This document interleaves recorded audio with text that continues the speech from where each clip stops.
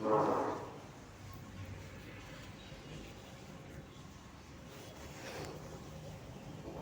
الله الرحمن الرحيم. اللهم صل على محمد وعلى آل محمد كما صليت على إبراهيم وعلى آل إبراهيم إنك حميد مجيد. اللهم بارك على محمد وعلى آل محمد كما باركت على إبراهيم وعلى آل إبراهيم إنك حميد مجيد. نحمده ونصلي على رسوله الكريم. أما بعد، أعوذ بالله من الشيطان الرجيم. بسم الله الرحمن الرحيم. قال الله تعالى في القرآن المجيد: شهر رمضان الذي أنزل فيه القرآن هدى للناس وبينات من الهدى والفرقان فمن شهد منكم الشهر فليصمه ومن كان منكم مرضى أو على سفر فعدة من أيام أخر يريد الله بكم اليسر ولا يريد بكم العسر ولتكملوا العدة ولتكبروا الله على ما هداكم ولعلكم تشكرون. وإذا سألك عبادي عني فإني قريب أجيب دعوة الداعي إذا دعان فليستجيبوا لي وليؤمنوا بي لعلهم يرشدون. فرمایا اللہ تعالیٰ نے کہ یہ ماہ رمضان کا مہینہ وہ ہے جس کے اندر ہم نے قرآن پاک کو اتارا ہے، جو کہ ہدی للناس ہے اور روشن نشانیاں ہیں اس میں ہدایت کی، اور حق اور باطل کے اندر فرق کرنے والا ہے، فرقان ہے، حق و باطل کے اندر فرق کرنے والا ہے. فمن شہید منکم الشہر فلیصم، تم میں سے جو بھی اس مہینے کو پائے وہ اس کے روزے رکھے. فلیصم پہلے امر ہے، حکم کا جملہ ہے کہ تم میں سے جو بھی اس مہینے کو پائے وہ اس کے روزے رکھے. ومن کان منکم مرضی او علی سفر، اور تم میں سے جو کوئی مریض ہو یا سفر میں ہو، کوئی بیمار ہو یا سفر میں ہو، تو وہ کیا کرے، وہ دوسرے دنوں میں ان کی تعداد کو پورا کرے. فمن کان منکم مرضی او علی سفر فعدۃ من ایام اخر، وہ دوسرے دنوں میں ان کی مقدار کو پورا کر لے اگر کسی کے روزے چھوٹ گئے. اور اللہ تعالیٰ ان پر آسانی چاہتا ہے.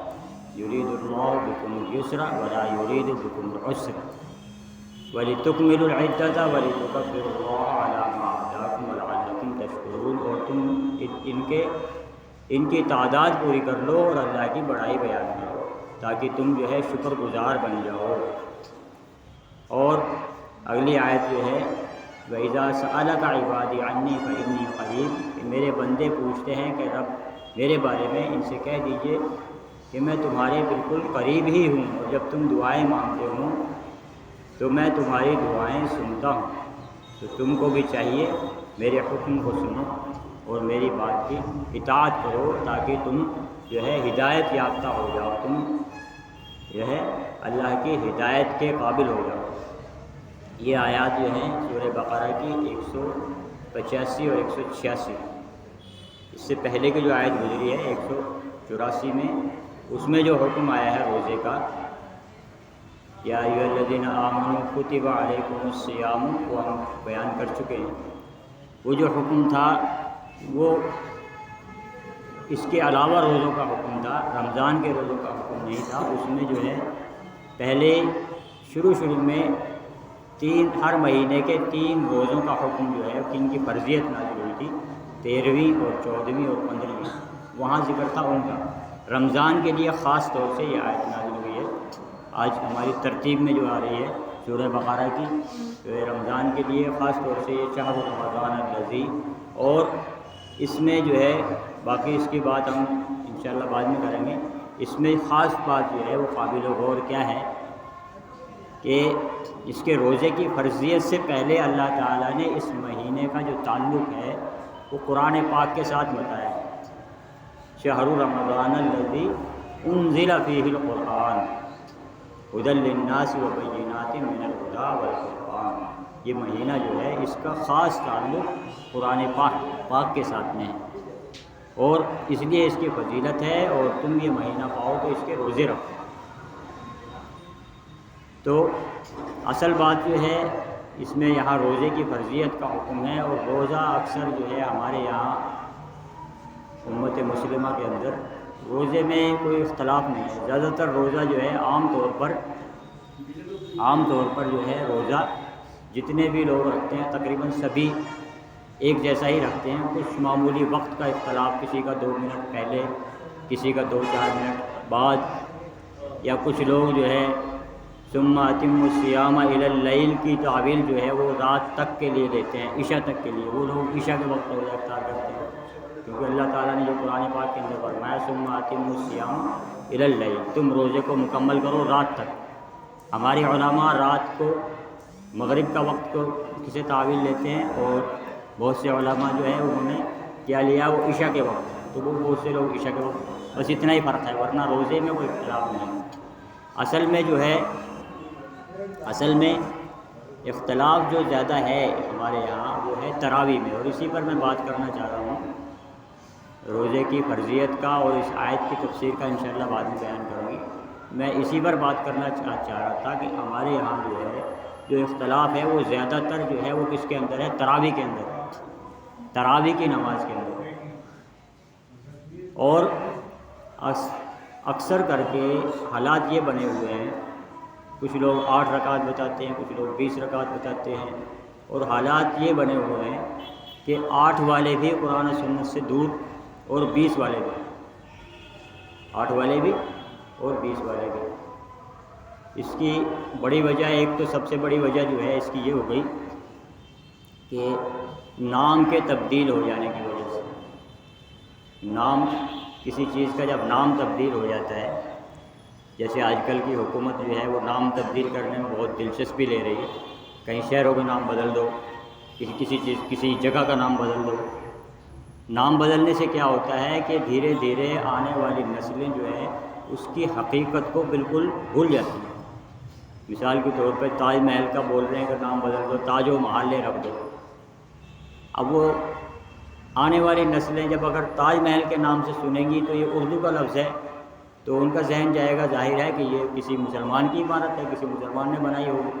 اور جب نام بدل دیا جائے گا تاج و محل ہے، تو آنے والی نسلیں جب سنیں گی سنسکرت نام ہے تو وہ اس کی حقیقت سے بھول جائیں گے، اس کی حقیقت سے بالکل ناواقف ہو جائیں گے.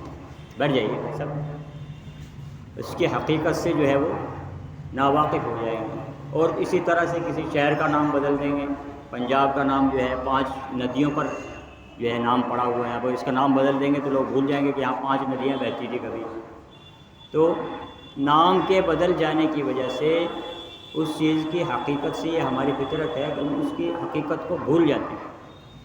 تو تراویح کے اندر جو مغالطے ہیں اسی پر میں بات کرنا چاہتا ہوں. جو تراویح کے اندر جو ہمارے اندر غلط فہمیاں اور جو مغالطے ہمارے اندر چل رہے ہیں، ایک تو یہ ہے کہ اس کا نام تبدیل ہو گیا ہے. اصل میں اس نماز کا نام جو ہے وہ ہے قیام اللیل. قیام اللیل تراویح نام جو ہے وہ بعد میں پڑا ہے، اصل نام جو ہے کیا ہے؟ قیام اللیل. اور اس کا حکم جو ہے اس قیام اللیل کا دوسری یا تیسری وحی کے اندر اس کا ذکر آ گیا. تیسری وحی جب حضور پاک صلی اللہ علیہ وسلم پر وحی نازل ہوئی، سورہ مزمل تیسری یا چوتھی وحی جو ہے، اختلاف ہے کچھ تھوڑا، تیسری یا چوتھی بتائی جاتی ہے. سورہ مزمل کے اندر یا ایھا المزمل قم اللیل، یہ قام یقوم کا جو ہے وہ امر کا صیغہ ہے. قم اللیل حکماً، جو جملہ ہوتا ہے نا، ایک تو جملہ ہوتا ہے سوالیہ کہ کیا تم نے نماز پڑھی، ایک جملہ ہوتا ہے نفی کا کہ تم نے نماز نہیں پڑھی، ایک جملہ ہوتا ہے حکم کا کہ نماز پڑھو. تو یہاں جو ہے یہ سورہ مزمل کے اندر قم اللیل، قیام کرو رات کو، یا ایھا المزمل قم اللیل. تو یہ سورہ مزمل کے اندر تیسری چوتھی وحی کے اندر جب حضور پاک صلی اللہ علیہ وسلم پر وحی نازل ہونا شروع ہوئی اور یہ حکم آ گیا تھا، اور یہ نماز جو ہے شروع میں 5 نمازیں بعد میں آئی، یہ نماز جو ہے رات کی نماز یہ فرض کی گئی تھی، یہ نماز جو ہے رات کی نماز جو ہے فرض کی گئی تھی، اور یہ 12 مہینے فرض تھی۔ حضور پاک صلی اللہ علیہ وسلم کی حدیث میں جو ہے، حدیث قدسی کے اندر حضور پاک صلی اللہ علیہ وسلم نے فرمایا ہے، یا ایھا الناس قد اغلکم شہر عظیم، یا ایھا الناس قد اغلکم شہر عظیم، شہر مبارک، شہر فیہ لیلۃ خیر من الف شہر، شہر فیہ لیلۃ خیر من الف شہر، جعل اللہ صیامہ فریضۃ وقیام لیلہ تطوعا۔ یہ حدیث ہے، حضرت سلمان فارسی سے نقل کی گئی ہے۔ حضرت سلمان فارسی رضی اللہ تعالیٰ عنہ فرماتے ہیں کہ شعبان کی آخری تاریخ کو حضور پاک صلی اللہ علیہ وسلم نے ہم سے خطبہ کیا اور یہ حدیث بیان کی کہ تم پر اے لوگو، یا ایھا الناس قد اغلکم شہر عظیم، تم پر ایک مبارک، ایک عظمت والا مہینہ تم پر سایہ فغن ہو رہا ہے، سایہ کر رہا ہے، یعنی آنے والا ہے، جسٹ کمنگ، آ رہا ہے۔ قد اغلکم شہر عظیم، شہر مبارک، شہر فیہ لیلۃ خیر من الف شہر، یہ وہ مہینہ ہے جس کے اندر ایک رات ایسی ہے جو کہ 1000 مہینوں سے بہتر ہے۔ اور کیا فرمایا؟ جعل اللہ صیامہ فریضۃ، اس کے روزے کو اللہ تعالیٰ نے تم پر فرض کیا ہے، اور وقیام لیلہ تطوعا، اور اس کے رات کا قیام جو ہے وہ تم پر تمہاری مرضی پر چھوڑا ہے، تم پر نفل کیا ہے، یہ کہہ سکتے ہیں۔ لیکن بعد میں دوسری جگہ پر حضور پاک صلی اللہ علیہ وسلم نے اس کو سنت قرار دے دیا۔ ایک اور حدیث میں ہے جس میں حضور پاک صلی اللہ علیہ وسلم نے فرمایا کہ اس کے روزے کو اللہ نے تم پر فرض کیا ہے، اور اس کے رات کے قیام کو، اس کے قیام اللیل کو میں نے اپنی سنت بنایا ہے۔ تو ظاہر ہے کہ یہ نماز جو ہے 12 مہینے ہے، لیکن رمضان کے اندر یہ سنت ہے، باقی دنوں میں نفل ہے، اور اس کا اصل نام جو ہے وہ ہے قیام اللیل، جو قرآن کے اندر آتا ہے۔ اب ہم اس سے دور اس لیے ہو گئے ہیں کہ اس کا نام جو ہے وہ تبدیل ہو گیا ہے۔ آنے والے وقت میں تابعین کے دور میں اس کا نام جو ہے وہ تراویح پڑ گیا، ترویہ سے، ترویہ لفظ ہے عربی کا، جس میں کہتے ہیں کہ سستا کر کے، رک کر کے کسی چیز کام کو کرنا، رک کر کے تھوڑا ریسٹ لے کے پھر آگے چلنا، تھوڑا ریسٹ لے کے پھر آگے چلنا، اس کو کہتے ہیں ترویہ کرنا۔ تو اب اس نماز کے اندر آپ نے دیکھا ہوگا کہ 4 رکعت ہم پڑھتے ہیں، بیٹھتے ہیں، دعا پڑھتے ہیں، وہ بھی ہمارے یہاں آج کل فارمیلٹی ہو رہی ہے، پھٹافٹ دعا پڑھتے ہیں، پھٹافٹ 2 منٹ میں دعا پڑھتے ہیں، کھڑے ہو جاتے ہیں، 2 منٹ میں دعا پڑھتے ہیں، کھڑے ہو جاتے ہیں۔ اصل میں کیا ہے، وہ ترویہ ہے کہ کچھ دیر بیٹھ کر کے جب آدمی کھڑا کیونکہ لمبی قرات کرنے کا حکم ہے، اور اس کا تعلق جو ہے اس نماز کا وہ قرات کے ساتھ میں ہے، قرات کے ساتھ میں ہے، رکعت کے ساتھ میں نہیں ہے، قرات کے ساتھ میں ہے۔ تو جب کھڑے ہونے زیادہ دیر تک جب کھڑے رہیں گے تو کیا ہوگا، ٹانگیں تھک جائیں گی، تو آدمی جب بیٹھ جائے گا، سلام پھیرے گا، تو اسے کچھ دیر کیا ہے وہ سستا لے۔ اسی پر سے اس کا نام جو ہے آگے چل کر کے کیا پڑ گیا، تراویح، ترویہ کی جمع۔ اصل نام تھا اس کا قیام اللیل، یعنی رات کی نماز، تہجد کی نماز۔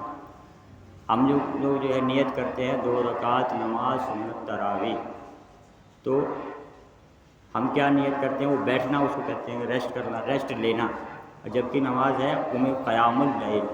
اگر ہم نیت کریں 2 رکعت سنت قیام اللیل، 2 رکعت نیت کرتا ہوں، 2 رکعت نماز سنت قیام اللیل، تو جب ہم نام سے ہی اس کو، نام جب اس کا اصل نام پہ آ جائیں گے تو کیا ہوگا، اس کی حقیقت ایک آدھی بات ہماری سمجھ میں آ جائے گی کہ ہم کون سی نماز پڑھ رہے ہیں۔ جب ہم تراویح کہیں گے تو ہماری وہ بات سمجھ میں نہیں آئے گی۔ بہت سارے ہمارے بھائی جو ہے وہ بالکل اس سے جو ہے اصل نام سے بالکل واقف ہی نہیں ہوں گے، جب جانتے بھی ہوں گے تو بہت سے ہمارے جو ہے بھائی وہ اس کی جو تربیہ ہے اس تربیہ سے بھی واقف نہیں ہوئی، یہی سمجھتے ہوں گے کہ ہم بیٹھتے ہیں تو یہ دعا پڑھنے کے لیے بیٹھتے ہیں. وہ دعا پڑھنے کے لیے نہیں بیٹھتے، وہ سستانے کے لیے بیٹھتے ہیں. دعا اس کے اندر ایک بتائی گئی ہے پڑھنے کے لیے، اور اس کے اندر وہ ذکر و اذکار تسبیحات وغیرہ پڑھ سکتے ہیں. تو اس نماز کا تعلق ایک تو یہ ہے کہ اس کے نام کے تبدیل ہو جانے کی وجہ سے ہم اس کی حقیقت سے کافی دور ہو گئے.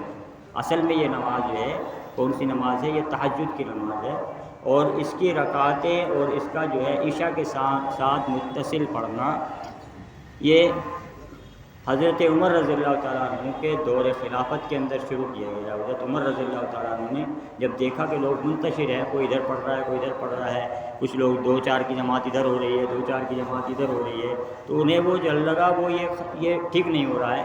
کوئی ادھر پڑھ رہے ہیں کوئی ادھر پڑھ رہے ہیں، سب ادھر ادھر بکھرے پڑے ہیں مسجد میں، اور کوئی ادھر سے قرات کی آواز آ رہی ہے کوئی ادھر سے قرات کی آواز آ رہی ہے، تو کان ادھر سنیں گے یا ادھر سنیں گے.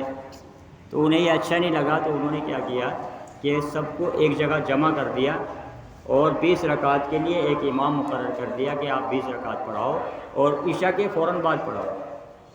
اس سے کیا ہوا؟ یہ حدیث میں اس کا ذکر ملتا ہے، حضور پاک صلی اللہ علیہ وسلم نے اجازت دی ہے کہ جو لوگ رات کو نہیں اٹھ سکتے وہ عشاء کے بعد پڑھ سکتے ہیں، اس میں کوئی حرج نہیں. کیونکہ حضرت عمر رضی اللہ تعالیٰ عنہ نے فقہ کا استعمال کیا، کوئی اپنی طرف سے کوئی بدعت چالو نہیں کی، فقہ کا استعمال کیا. فقہ کس کو کہتے ہیں؟ جب کسی مسئلے سے متعلق تمام احادیث اور قرآنی آیات اور حضور پاک صلی اللہ علیہ وسلم کی سیرت کو جمع کر کے اس کا ایک اوسط نکال دیا جائے، اوسط نکال کر کے لوگوں کے حوالے کر دیا جائے کہ آپ اس پر عمل کرو. تو حضرت عمر نے فقہ کا استعمال کیا کہ حضور پاک صلی اللہ علیہ وسلم کے طریقے کو بھی دیکھا، قرآن کے احکام کو بھی دیکھا، احادیث کے اندر اس کا کیا ذکر ہے اس کو بھی دیکھا، تو اس کا ایک اوسط نکال کے دے دیا امت کو کہ آپ لوگ جو ہے سب عشاء کے ساتھ میں، تاکہ کمزور بھی تمہارے ساتھ پڑھ لیں اور جو قوی ہیں وہ بھی پڑھ لیں. لیکن حضرت عمر اسی حدیث کے اندر حضرت عمر رضی اللہ تعالیٰ عنہ کا قول نقل کیا گیا ہے. حضرت عمر رضی اللہ تعالیٰ فرماتے ہیں کہ نعم البدعۃ ھذہ، کہ یہ اچھی شروعات ہے، لیکن اس کا بہتر وقت وہی ہے جس وقت یہ لوگ سو رہے ہوتے ہیں. یعنی کون سا وقت؟ جب یہ تہجد کی نماز کا وقت ہے، جو سحری سے پہلے یا رات کے دوسرے تیسرے حصے میں. یہ تو ہے اس کی نام سے متعلق، اگر اس کے نام پر ہم صحیح پر آ جائے. دوسری بات جو ہے اس کے رکعتوں کے اندر جو ہمارے یہاں مغالطہ چل رہا ہے، بہت سے لوگ کہتے ہیں 8 رکعتیں ہیں، بہت سے کہتے ہیں 20 رکعتیں ہیں. لیکن اگر ہم اب اس کو قرآن کی طرف اس کو رجوع کریں، اکثر کر کے یہ ہوتا ہے گمراہی کی وجہ اور نہ سمجھنے کی وجہ یہ ہوتی ہے کہ ہم جب کوئی قوم جو ہے اپنی جو اللہ تعالیٰ نے کتاب دی ہے اس کتاب سے دور ہو جاتی ہے، تو کیا ہوتا ہے کہ وہ اکثر کر کے بدعتوں کے اندر گھس چلی جاتی ہے. گمراہی اور کل بدعت ضلالہ، گمراہیوں کی طرف بدعتوں کی طرف چل پڑتی ہے. تو قرآن کو چھوڑ کر کے اب ہم اس کو قرآن کے اندر اگر اس کو رجوع کریں، سورہ مزمل کے اندر حضور پاک صلی اللہ علیہ وسلم سے خطاب کر کے اللہ تعالیٰ نے فرمایا، اللہ تعالیٰ نے حضور پاک صلی اللہ علیہ وسلم سے خطاب کیا یا ایھا المزمل. یہ لفظ جو ہے زملوا کا اسم المفعول ہے. حضور پاک صلی اللہ علیہ وسلم جب وحی نازل ہوئی، وحی کا آغاز ہوا حضور پاک صلی اللہ علیہ وسلم کے اوپر اور فرشتے سے ملاقات ہوئی، تو حضور پاک صلی اللہ علیہ وسلم کو کہ وہ بڑی زبردست کیفیت تھی وحی کا نازل ہونا، کیونکہ اللہ تعالیٰ نے فرمایا کہ قرآن کو اگر ہم پہاڑ کے اوپر بھی نازل کرتے تو پہاڑ بھی ریزہ ریزہ ہو جاتا ہے. تو حضور پاک صلی اللہ علیہ وسلم پر جب وحی نازل ہوئی تو کیا ہوا کہ بہت زیادہ سخت کیفیت ہوئی. حضور پاک صلی اللہ علیہ وسلم جو ہے بہت گھبرائے اور بہت پریشان ہوئے اور اپنے گھر تشریف لائے تو حضرت خدیجہ رضی اللہ تعالیٰ سے فرمایا زملونی زملون کہنے اڑا دو مجھے، کوئی کپڑا اڑا دو مجھے، زملو. تو اللہ تعالیٰ نے یہ میں اس لیے بیان کر رہا ہوں کہ خاص حضور پاک صلی اللہ علیہ وسلم سے خطاب ہے نام لے کر کے کہ جب اس کا اسم المفعول جیسے کہ ہوتا ہے نا، ہمیں کہتے ہیں جرم، تو جرم کا اسم المفعول ہو گیا مجرم، یا الزام کا اسم المفعول ہو گیا ملزم. ایسے ہی زملو اس کا اسم المفعول جس نے وہ کام کیا ہو وہ کیا ہے؟ مزمل. تو اللہ تعالیٰ نے فرمایا اے اوڑھنے والے، اے چادر اوڑھنے والے، اے کمبل اوڑھنے والے، یا ایھا المزمل قم اللیل الا قلیلا، رات کو کھڑے رہو سوائے تھوڑے سے حصے کے. رات کو کھڑے رہو حرف مستثنا حرف استنافیہ کے ساتھ میں الا قلیلا کہ تم رات کو جو ہے کھڑے رہو سوائے تھوڑی سی رات چھوڑ کر کے کچھ حصہ آرام کر لو، 1/3 1/4 حصہ آرام کر لو. اور اس کے علاوہ جو ہے رات میں تم جو ہے کیا کرو، کھڑے رہو. یہ لینڈسکیپ میں بناتا، لینڈسکیپ میں ویسے وہ صحیح نہیں آ رہا ہے ویڈیو. میں ویڈیو اس لیے ریکارڈ کروا رہا ہوں تاکہ ہمارا کوئی بھائی جو ہیں وہ اس مغالطے سے نکل جائیں. اس میں رکعتوں کا جو اختلاف ہے میں اس کے اوپر ذکر کرنا چاہتا ہوں کہ اصل کیا ہے. قرآن پہ اگر ہم رجوع کریں تو اللہ تعالیٰ نے کیا فرمایا، یا ایھا المزمل قم اللیل الا قلیلا، رات کو کھڑے رہو سوائے کچھ رات تھوڑا سا حصہ چھوڑ کر کے باقی رات میں اللہ کے سامنے کھڑے رہو، قیام کرو یعنی کہ نماز پڑھو. نصفہ او انقص منہ قلیلا، یا آدھی رات، اگر پوری رات نہیں کھڑے رہ سکتے نصفہ او انقص منہ قلیلا، یا اس میں سے کچھ تھوڑی کم کر لو. آدھی رات یا آدھی رات بھی نہیں تو اس میں سے تھوڑی سی کم کر لو، آدھی سے تھوڑی کم کر لو اگر آپ پوری رات بھی کھڑا نہیں رہ سکتے. پہلی آیت میں فرمایا قم اللیل، پوری رات کھڑے رہو کچھ چھوڑ کر کے. دوسری آیت میں فرمایا نصفہ، اس کی آدھی یا اس سے کچھ کم. پھر تیسری میں فرمایا او زد، یا اس سے بھی زیادہ کر لو، آدھی سے کچھ زیادہ کر لو. اگر آدھی رات سے آپ کی طبیعت ہو، آپ کھڑے رہنا چاہتے ہوں تو آدھی رات سے کچھ زیادہ کر لو. او زد علیہ، کچھ زیادہ کر لو. ورتل القرآن ترتیلا، اور اس میں کرنا کیا ہے، قرآن پڑھنا ہے ترتیل کے ساتھ. تو اس نماز کا تعلق اللہ تعالیٰ نے جو فرمایا ہے، کیا فرمایا ہے، رکعتیں نہیں بتائی، وقت بتایا، کتنا وقت کھڑے رہنا ہے. پوری رات یا آدھی رات یا آدھی رات سے کچھ کم، یعنی کہ اگر 8 گھنٹوں کی رات ہے تو 1/3 3 گھنٹے یا کم سے کم بھی 2 گھنٹے. تو وقت بتایا اللہ تعالیٰ نے قم اللیل الا قلیلا نصفہ، یا آدھی رات، یا آدھی رات کم سے کم، یعنی کہ اگر 8 گھنٹے کی رات ہے تو 4 گھنٹے کھڑے رہو. نصفہ، یا اس میں سے کچھ تھوڑا کم کر لو. او انقص منہ قلیلا، قلیلا یعنی کہ اس میں سے تھوڑا سا کم کر لو، یعنی کہ اگر 4 گھنٹے نہیں کھڑے ہو سکتے 3.5 گھنٹے تھوڑا کم کر لو، کوئی بات نہیں. یا اس سے بڑھا لو، اگر طبیعت ہے آپ کر سکتے ہیں. او زد، اس سے اوپر کر لو. او زد علیہ، اور کرنا کیا ہے اس میں، ورتل القرآن ترتیلا. تو قرآن سے کیا معلوم ہوتا ہے کہ اس نماز کا تعلق جو ہے وہ رکعتوں سے نہیں ہے، رکعت سے نہیں ہے. وقت کی تعین اللہ تعالیٰ نے بتایا ہے، اور بتایا ہے قرآن پاک کا پڑھنا. یہ تو ہے پہلے جو آیات نازل ہوئی مکی آیات، جن کے اندر اللہ تعالیٰ نے جو ہے صرف خطاب حضور پاک صلی اللہ علیہ وسلم سے ہے، یا ایھا المزمل. میں اس لیے پہلے اس نام کی طرف میں نے توجہ دلائی، ٹائم بتا دیا. میں اس لیے نام کی طرف پہلے اس نام کا بتایا ہے کہ نام کہاں سے آیا ہے. حضور پاک صلی اللہ علیہ وسلم نے فرمایا تھا زملونی، تو اللہ تعالیٰ نے اسی بات کو لے کر کے حضور کو جو ہے اسی نام سے خطاب کیا، مزمل، اوڑھ کر لیٹنے والے، اوڑھنے والے جیسے. تو اس کا جو ہے وہ اس لیے بتایا کہ حضور پاک صلی اللہ علیہ وسلم ہی سے خاص خطاب تھا کہ آپ ایسا کرو. اب اس کے بعد جو ہے دوسری جو وحی اس سے متعلق جو وحی آئی وہ مدنی آیت میں آئی. اس حکم سے متعلق پہلا حکم جو تھا، اس وقت تک یہ نماز فرض تھی، اس وقت تک یہ نماز فرض تھی. قیام اللیل فرض تھا، 12 مہینے فرض تھا. اس کے بعد میں اللہ تعالیٰ نے اس کے اندر نرمی فرمائی اور 5 نمازیں فرض کر دی. اقیم الصلاۃ لدلوک الشمس الی غسق اللیل وقرآن الفجر ان قرآن الفجر کان مشہودا.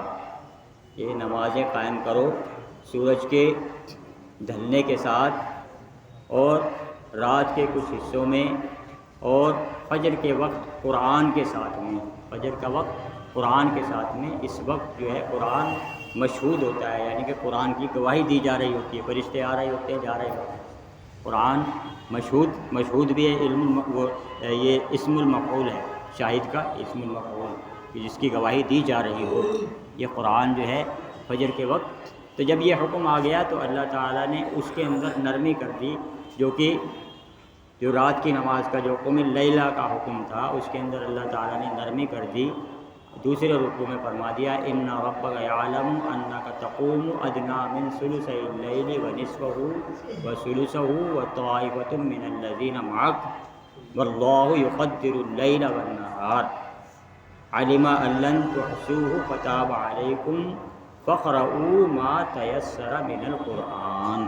یہاں پر بھی قرآن کا ہی ذکر ہے، یہ خطاب ہے امت سے، عام لوگوں سے، یہاں حضور پاک سے خطاب نہیں ہے، حضور پاک صلی اللہ علیہ وسلم سے یہاں خطاب نہیں ہے۔ اللہ تعالیٰ فرما رہے ہیں کہ ہم جانتے ہیں آپ رات کو نماز پڑھتے ہیں، آدھی رات کھڑے رہتے ہیں، اور آپ کے متبعین، آپ کے صحابہ بھی کھڑے رہتے ہیں آدھی رات، تو ہم جانتے ہیں آپ اس کو نہیں کر پاؤ گے، اس لیے فتاب علیکم، ہم نے آپ پر نرمی کی ہے، فقرؤوا ما تیسر من القرآن، تو پڑھ لو جتنا آسانی سے پڑھ سکو قرآن پاک کو، فقرؤوا ما تیسر من القرآن علم ان سیکون منکم مرضی وآخرون یضربون فی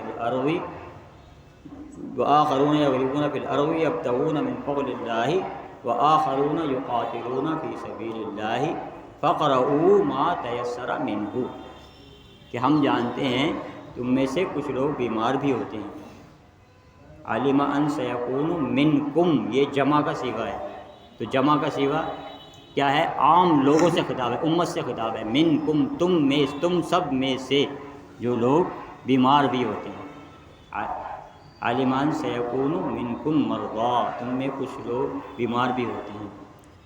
علم ان سیکون منکم مرضی وآخرون یضربون فی الارض یبتغون من فضل اللہ، اور کچھ ایسے بھی ہوتے ہیں جو کہ سفر میں ہوتے ہیں اللہ کا فضل کی تلاش میں، یعنی کہ روزی کی تلاش میں سفر میں ادھر ادھر گئے ہوئے ہوتے ہیں۔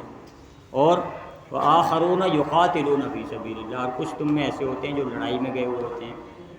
تو فقرؤوا ما تیسر منہ، پڑھ لو جتنا قرآن تم پڑھ سکو۔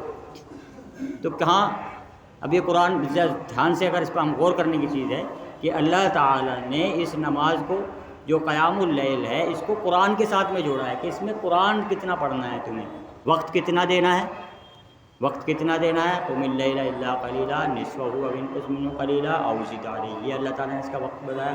اس کے بعد میں اور نرمی کی تو کیا فرمایا کہ جتنا قرآن تم پڑھ سکو اتنا پڑھو، رکعتوں کا کوئی تعلق نہیں، رکعت سے کوئی، اور جو حضور پاک صلی اللہ علیہ وسلم کی جو سیرت سے معلوم ہوتا ہے تو حضور پاک صلی اللہ علیہ وسلم کا بسا اوقات ایسا بھی وقت ایسے بھی آتے تھے کہ یہ 2 ہی رکعت میں پوری رات بتائی حضور پاک صلی اللہ علیہ وسلم نے، احادیث سے معلوم ہوتا ہے۔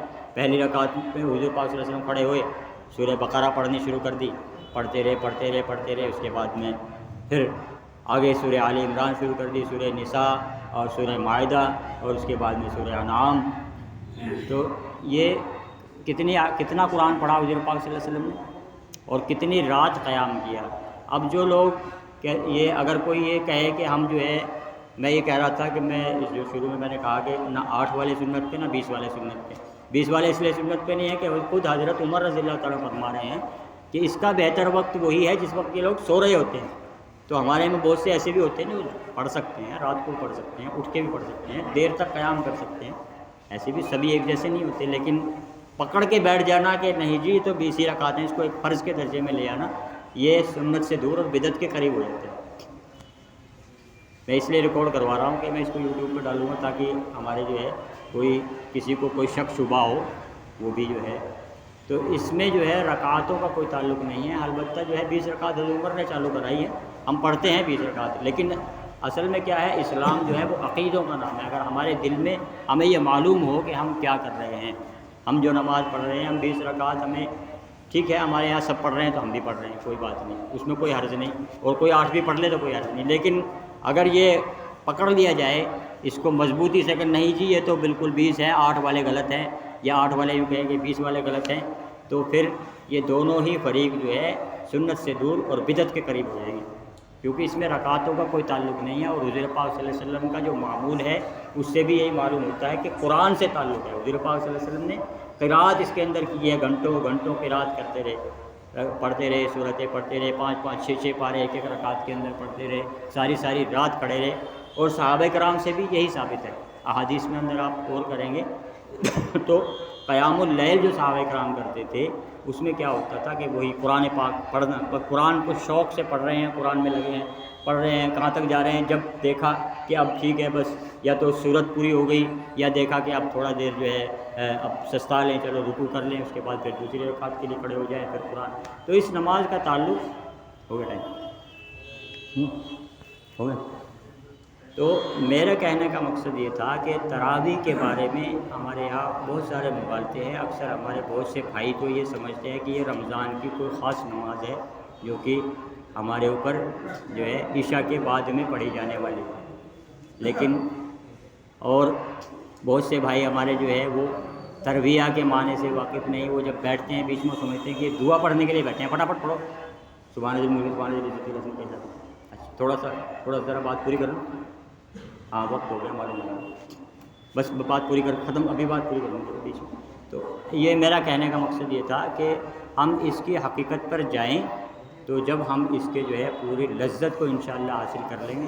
ہمارے جو ہے وقت ہو گیا ہے، میں معافی چاہتا ہوں تھوڑا اگر ٹائم زیادہ ہوگا، تو ہم اس کی اگر ہم قرآن سے رجوع کریں اور اس کی حقیقت کو سمجھ کر کے پڑھیں تو اس کی اصل لذت کو پائیں گے۔ یہ ضروری نہیں ہے کہ اس کو عشاء کے ساتھ متصل پڑھا جائے، ضروری نہیں ہے 20 ہی رکعت پڑھی جائیں، ضروری نہیں ہے کہ 8 ہی رکعت پڑھی جائیں، اور کوئی یہ نہیں ہے کہ اس جو ہے جس طرح سے پڑھا جا رہا ہے ہمارے یہاں پڑھ اللہ اکبر پڑھ اللہ اکبر پڑھ اللہ، نہ اس میں جو ہے قرآن پڑھا جا رہا ہے اور نہ نماز پڑھی جا رہی ہے، نہ اس میں کیا ہو رہا ہے۔ کیونکہ اگر قرآن پڑھ رہا ہے کوئی شخص، دیکھیں میں آپ سے کہتا ہوں کہ چلو بھائی صاحب آؤ کھانا کھا لو، چلو ایسے بول دوں تو آپ کے کچھ سمجھ میں نہ آئے تو آپ کہیں گے یہ بڑبڑا رہے ہیں بول رہے ہیں۔ تو قرآن جب پڑھا جا رہا ہو اور اس کے الفاظ کوئی جو آدمی جانتا نہ ہو اس کی بات الگ ہے، کوئی اگر عربی جاننے والا شخص وہ الفاظ کو نہیں سمجھ پا رہا ہے کہ یہ کیا لفظ بولا ہے، حافظ صاحب نے جو لفظ پڑھا ہے یہ کیا لفظ پڑھا ہے، یعلمون پڑھا، تعلمون پڑھا، انتم پڑھا، کنتم پڑھا، کیا پڑھا، اگر وہ الفاظ کو کیچ نہیں کر پا رہا ہے تو نہ قرآن پڑھا گیا اور نہ نماز پڑھی گئی۔ اللہ تعالیٰ جو ہے ہمیں صحیح عمل کرنے کی توفیق عطا فرمائے، اور جو ہے